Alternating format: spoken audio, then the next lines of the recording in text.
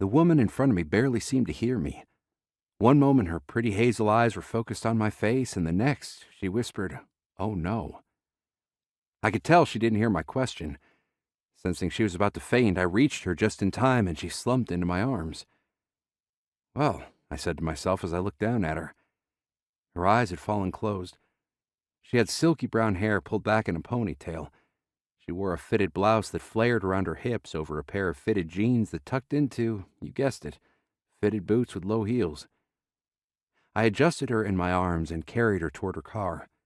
She must have had her key fob on her because it automatically unlocked when I stopped beside it. Except I couldn't just leave her in her car. That didn't feel right. I turned to walk toward a small bench. It was nothing fancy, rough-hewn planks on two logs situated against a stone wall. I sat down, easing her to my side while keeping my arm curled around her shoulder so she didn't topple over in the opposite direction. She was pretty in an understated way, her nose endearingly tipped up at the end. Her lips were full in contrast to the sharp lines of her face. Her cheekbones rose high and her jaw had a clean, angled line. I noted that she wasn't wearing a ring on her ring finger. I had no idea why I would even notice that detail. The few minutes I'd spent in this woman's company had been electrifying. When I pulled into the viewing area for a break and to stretch my legs, she was standing by the railing, looking out over the glacial river. I might not have even said anything until she let out her joyful shout and spun in a circle, appearing ecstatic to be here.